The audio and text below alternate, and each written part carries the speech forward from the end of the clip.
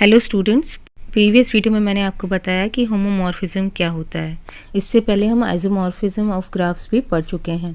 तो अब इस वीडियो में हम क्या देखेंगे कि जितने भी आइसोमॉर्फिज्म होते हैं वो होमोमॉर्फिज्म भी होते हैं। मतलब कि जो भी दो आइसोमॉर्फिक ग्राफ हैं वो आपस में होमोमॉर्फिक भी होते हैं, लेकिन but all homomorphism are not isomorphism.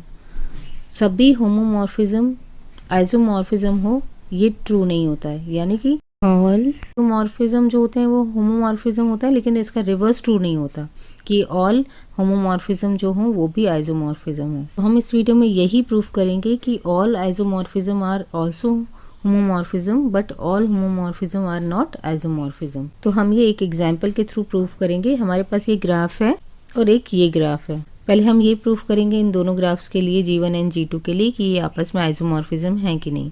तो मैंने आपको बताया था तो दो ग्राफ्स आइसोमॉर्फिक कब होते हैं, जब उनमें नंबर ऑफ वर्टाइसेस सेम हो, नंबर ऑफ एजेस सेम हो और उनका जो वर्टाइसेस की डिग्री हो वो दोनों ग्राफ में सेम होनी चाहिए। हमें हर वर्टेक्स की मैपिंग फाइंड करनी है। तो अगर हम देखें ए वाला जो वर्टेक्स है उसमें डिग्री क्या है 3, तो हमें इसमें भी ऐसे ही वर्टेक्स ढूंढनी होगी जिसकी डिग्री 3 हो। तो यहाँ पर दो वर्टेक्स थी जिनकी डिग्री 3 थी, तो मैंने यहाँ पर W को मैप करवा दिया ए वर्टेक्स से। तो एक इसको मैप करिए W वर्टेक्स को और दोनों की डिग्री क्या है 3 है। अब C में देखो, C में भी डिग्री 3 है, तो दूसरी वर्टेक्स जो इसमें बची हुई है जिसकी डिग्री 3 है वो क्या है Y है। तो C को हमने मैप किया है Y से, दोनों की ही डिग्री 3 है। अब नेक्स्ट देखो, ये दोनों क्या है 2 डिग्री की वर्टेक्स हैं एक, और यहाँ पर भी ये दोनों जो हैं 2 डिग्री की वर्टेक्स हैं। B को सपोज X से मैप करवा लो और D को T से मैप करवा लो, दोनों की ही डिग्री सेम मिलेगी आपको। तो यहाँ पर हमने देखा डिग्री वाली कंडीशन तो ट्रू हो रही है, दो जो वर्टाइसेस हैं उनकी डिग्री प्रिजर्व है दोनों ही ग्राफ्स में। अब हम वर्टाइसेस ऑफ G1 की मैपिंग करें अगर वर्टाइसेस ऑफ G2 से, तो यहाँ पर हमने A को किससे मैप करवाया W से, B की मैपिंग हमने करवाई X से, तो FB इक्वल्स टू X हो गया। C की मैपिंग हुई है यहाँ पर Y से, तो FC इक्वल्स टू Y हो गया, और D की मैपिंग हमने करवाई है T से, तो FD इक्वल्स टू T हो गया। अगर हम नंबर ऑफ वर्टाइसेस की बात करें तो दोनों में ही 4 है, तो ये हमारी कंडीशन भी 2 हो गई कि दोनों में नंबर ऑफ वर्टाइसेस इक्वल हैं। अब हमें ये चेक करना है कि नंबर ऑफ एजेस सेम है कि नहीं है। तो यहाँ पर एजेस कौन कौन सी देखो, AB, AC और AD, फिर BC और CD, तो टोटल 5 एजेस हैं G1 में।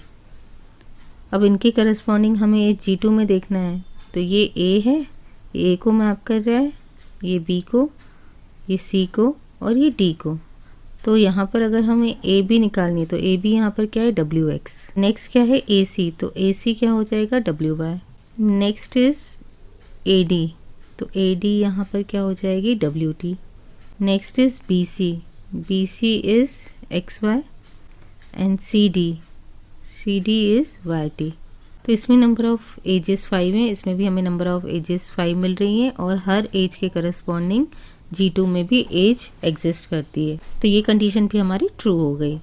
अब इसमें क्या होता है आइसोमॉर्फिज्म में कि जो नॉन एजेस हैं G1 की, अगर यहाँ पर हम देखें कि B और D आपस में कनेक्टेड नहीं है, तो यहाँ पर भी आपको B और D ये दोनों यानी X और T जो है आपस में कनेक्टेड नहीं मिलेंगी। कोई भी ऐसी नॉन एज यानी ऐसी दो वर्टाइसेस जो आपस में कनेक्टेड नहीं होंगे G1 में, वो आपको यहाँ पर भी G2 में कनेक्टेड नहीं मिलेंगी आइसोमॉर्फिज्म में। तो यहाँ पर जो F मैप करता है वो मैप करता है both edges to edges and non edges to non edges में आइसोमॉर्फिज्म में। लेकिन होमोमॉर्फिज्म में ऐसा नहीं होता है। हम सिर्फ ये चेक करते हैं होमोमॉर्फिज्म में, ये चेक नहीं करते हैं कि नॉन एजेस जो है G1 की वो भी नॉन एजेस होनी चाहिए G2 में। तो क्योंकि यहाँ पर सारी एजेस इसके साथ मैप हो रही हैं, तो यहाँ पर होमोमॉर्फिज्म एग्जिस्ट करता ही है। तो जितने भी आइसोमॉर्फिक ग्राफ्स होंगे वो होमोमॉर्फिक भी होंगे। यहाँ पर हम कहेंगे hence G1 and G2 are isomorphic graphs. G1 and G2 are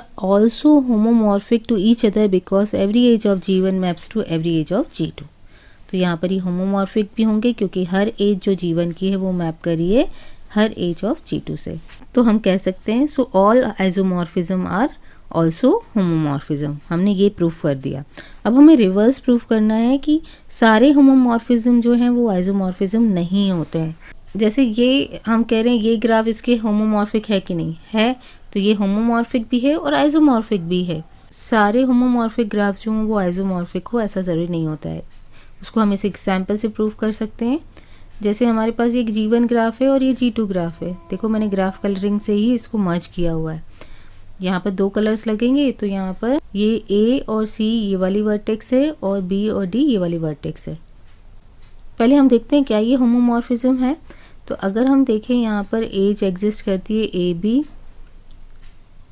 AD, BC, CD, ये 4 एजेस हैं G1 में। पहले हम मैपिंग कर लेते हैं। तो F जो है वो मैपिंग है जिसमें हम G1 की वर्टाइसिस को G2 की वर्टाइसिस से मैप कर रहे हैं। तो यहाँ पर F ऑफ A क्या है W, F ऑफ B क्या है X and F of C किससे मैप हो रही है W से, और D किससे मैप हो रही है X से। तो हमने ये मैपिंग कर ली। तो हम देखिए इसमें एजेस कौन कौन सी हैं, AB, AD, BC, CD, ये 4 एजेस हैं G1 की। तो क्या ये मैप हो रही हैं G2 पे?